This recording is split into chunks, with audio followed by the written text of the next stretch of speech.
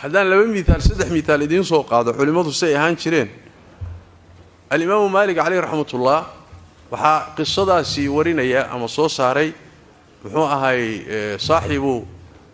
مجالس العلم وجواهره الذي جري أو بكر المالكي أي قصة صوص هاري وحيكون صاحب سنة الإمام مالك عليه رحمة الله إيا نينك الذي جري هارون الرشيد بغركي مسلمين تا وإستغلفتي سحولي مؤها لكن مسلمين تو أتلين جري نين قيمة بدن نواها وحوليه هاي هارون الرشيد باوحو يميد مقالة المدينة إمام مالكنا وحو أها إمام دار الهجرة مقالة المدينة فردين جري وعلمك كفا فين جري مساجك النبي صلى الله عليه وسلم هارون الرشيد بامرك يميد وبغركي مسلمين تا مقالة المدينة سوق علي waxaa horay u soo gaaray oo war hayay oo war ku hayay ninka la yiraahdo Malik ibn Anas Imam Malik in uu leeyahay kitaab la yiraahdo al-Muwatta oo uu dadka ku dul akhriyo dadka baro warkii isaga markuu hayo magaaladii uu Malik joogayna uu yimid ayuu wuxuu diray nin shaqaalihiisa kamid ahaa wuxuu yiri ma Malik u tag markaad u tagto iqra'uhu salaaniga gaarsi kadibna waxaad ku tilaahdaa yaxmil ilayya alkitaaba fayaqra'uhu alayya kitaabka intuu soo qaado muwatta ha ii yimaado oo ha igu dul akhriyo xagee buu joogaa Haaruun wuxuu joogaa xafiiskiisa ama gurigiisa إمامك هاي يمادو قريقة هاي يقول يمادو أما حفيزك هاي يقول يمادو كتاب كيس موطأ أنا هسوق هذا هاي يقول الأخريو يا واه يا واه هارون الرشيد وبغر كي مسلمين إمام مالك وركي وزوق علي نكي ويمد فرين تحمبار سنة وحكويري إمام مالك أو بغر كي مسلمين هارون الرشيد يا كسو سلامي wuxuuna kugu leeyahay imow kitaabkaaga muwatta sooqad adigu dul akhridid Imam Malik wuxuu ku yiri kullaaba ku yiri Harun baa ku soo diray Soomaa ku noqo salaantana iga gaarsi iqra'uhu salaam anigana igu salaam buu waxaadna ku tiraahdaa innal ilma yuzaru wala yazur إن العلم يزار ولا يزور وإن العلم يؤتى ولا يأتي أشكبل علمك ولا سو سيارتا ماشي سال لوغو سو سيارتا إساقو دادك ما سيارتو علمك ولو يمادا إساقو حفيز يدا إيقوريها بقرادة أقومتاقو هارون هداد علمي أباهانتاه أدير كالي دغيسو ماشا علمك لوغو هايو iyo majliska ka soo qayb gal laakiin iibo kaalay ugu dul akhri madaxweynaha ahay warkaas iima yaalo ku yiri salaanta gaarsi warkaana u sheeg al-ilmu yuzaru wala yazur wa in al-ilma yu'ta wala ya'ti waatageyniki shaqaalaha farintii buu qaaday wuxuu ku noqday Haaruun Rashiid warkii buu u sheegay يا كافي يقول ديري الله فلان بينوت ما هارون الرشيد باوركا كسو عليي wadaadkii maaliga ahaa Madiina fadhiyay uu sheegay wuxuu yiri sawaaq soo salaamay wuxuuna ku yiri hadaad cilmi rabto iimo warka marka loo sheegay Haaruun Rashiid waxa ag fadhiya ninkii la dhihi jiray Abu Yusuf al-Qadi oo ardaygii Abu Hanifa ayaa marka boqorka la jooga markaas wuxuu ku yiri warkii marka loo sheegay Abu Yusuf baa ya amir al-mu'minin يبلغ أهل العراق أنك وجهت إلى مالك في أمر فخالفك رأى العراق وحقاري دونا إناد مالك أيرتي أو أمر سيسي أو كديدي بقاري دونا اعزم عليه أرنك كو أتكي أو هكو يماتو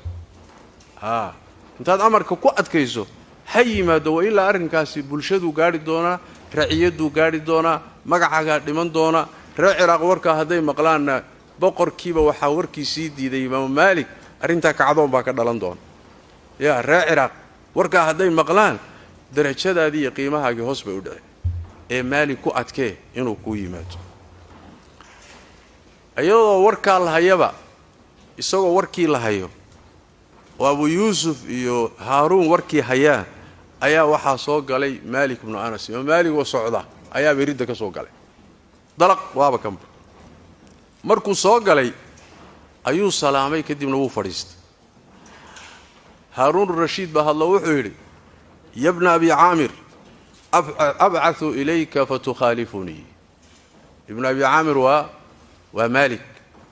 ya maaligow waan kuu soo farriin faray oo cid baan kuu soo diray markaasaad amarkayga khilaafi miyaa markaasaa wuxuu yidhi maalik yaa amiira almu'miniin mu'miniinta amiirkoodiiow madaxannagii baad tahay madaxweynaad tahay akhbaranii الzuhriyu wadakara can khaarijata bni zayd bni haabit xadiidu marka u sheegay wuxuu ku yidhi xadiid baan hayaa khaarijata bnu zayd bnu haabit baa aabbihii ka warinayay wuxuu yidhi kuntu aktubu alwaxya bayna yaday rasuuli llahi sal alla alay wasalam nebi maxamed baan hortiisa waxyiga qori jiray min kitaabi lwaxyi buu ka mid ahaa zayd waxyigaan qori jiray waxaa soo degtay aayadda laa yastawi alqaaciduuna min almu'miniina ma sinna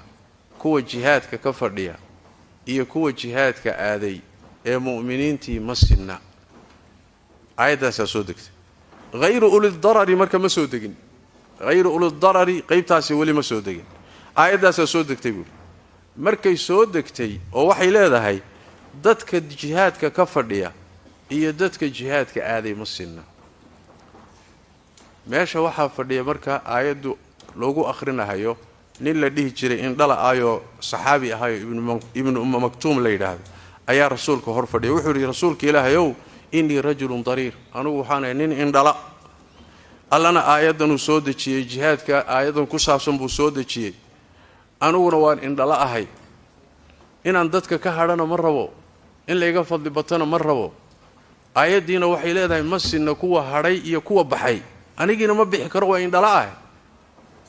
maxaa seen yeelaa markaasaa nebigu wuxuu ku yidhi sal alla alay wasalam laa adri laa adri ma ogi buu yidhi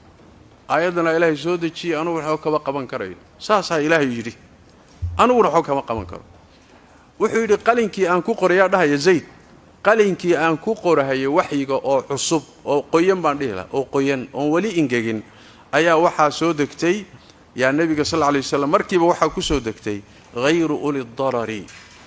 oo markaa loo cudurdaarayo dadka dhibaataysan ee indhala ama duruuf darteed u bixi waayo jihaadka u aadi waayo kuwaa iyagu kuma jiraan baa layidhi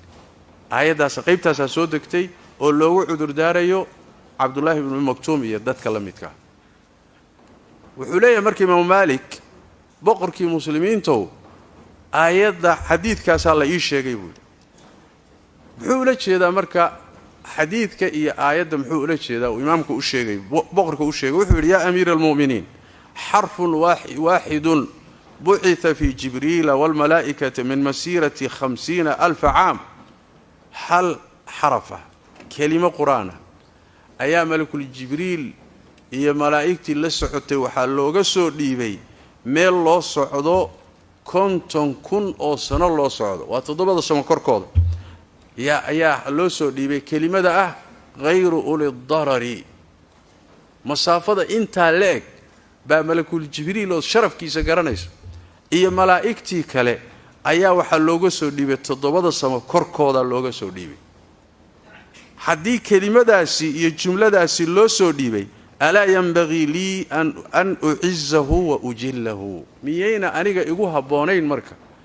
in aan karaameeyo oon sharfo oon weyneeyo oon ciseeyo soo iguma habboona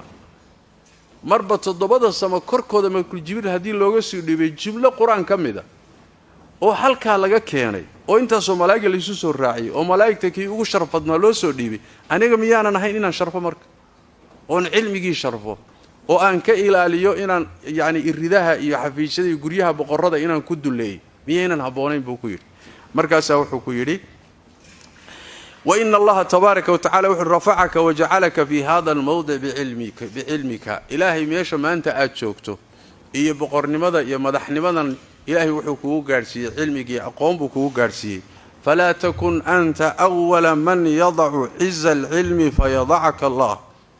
فيضع الله عزك هنقول الروح أجوهري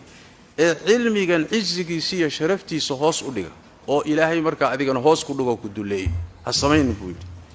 إمام مالك واني مركا نينكي هارون ها بقركي واني سيفي عبو لهل رشيد مركا واستاجي بقركي واستاجي كدبنا وحو الراعي إمام مالك gurigiisii uu raacay asagoo ka dhageysanaya kitaabkii muwaddaha maxaa isbedelay marka kaalay guriga iigu imow oo muwadda iigu akhri waxay ka dhalato ka dambeeyay inuu lugeeyo imaam maalik isagoo arday uu raaco oo imaam maalik uu muwadda u soo akhriyo ayaa marka ka dambeysay laakiin markii meeshii cilmiga lagu qaadanayo la tagay haaruun rashiid ilaa waa boqor Soomaa ardadii muusan dhex fadhiisanine imaam maalik meeshii kore ee muxuu ahaay manassadii kore ayuu fadhiistayba يعني أنا بقرأ سيدان رعية دحية ودح فريسان واحد ماشي كرو آير إسكا فريست مركو فريستي إمام مالك ما هرين وحكويلي مركو دمعينو أخريو إمام مالك واحد شرتي ما كان مصطلح واتكو قادتين بانو مالينا ياي لبا قاب علمك علماء لو قادن جير قاب وحوي السماع إنو شيخ أخريو أرضيقنا دقيست قاب كاللبادنا وحوي القراءة على الشيخ أرضي كم إذا الشيخ كدو الأخرين شيخنا ودقيسنا يا أرضي كلنا ودقيسنا يا وصحة يا مرك ريم مدينة وإمام مالك شيخ وها قاب كعلمك أوكل قادن جنا وحوها القراءة على الشيخ القراءة على الشيخ أرضي نين كم إذا أخرين مركاسو شيخنا دقيسنا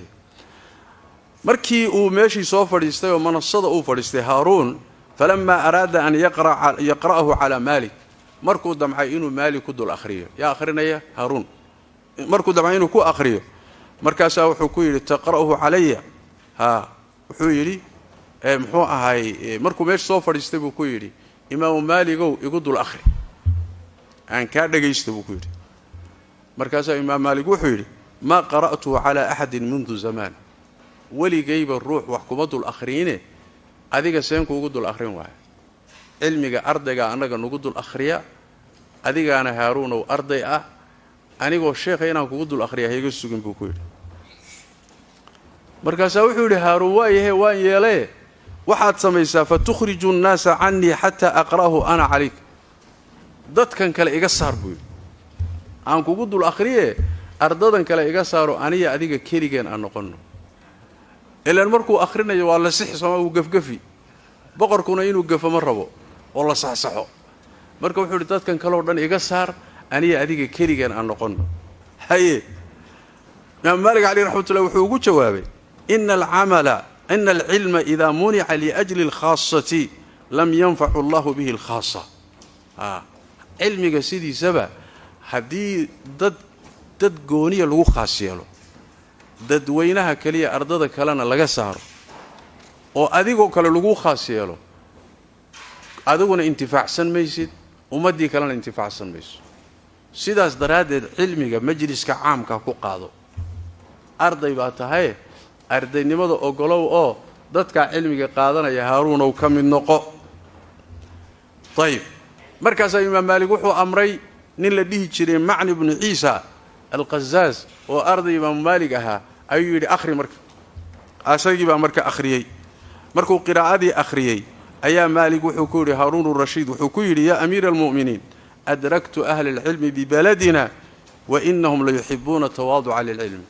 ماشي بولي هارون فرديا موت من الصديق هارون فرديا مركز وحكوري هارون الرشيد وباركيو إمام أمير المؤمنين تو وحن سوق قاري بولدتك علماء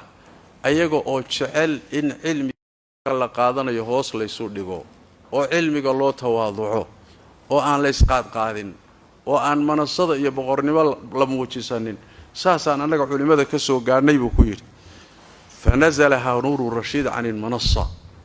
هارون الرشيد ماشي كوري وفدي بقرنمده waa ka soo degay dhulku fadhiistay فجلس بين يديه isagoo arday ah oo imaam Maalik hortiisa soo fadhiisto xilmigiisa ku qaatay xirtii uu ka mid noqday ardadii uu ka mid noqday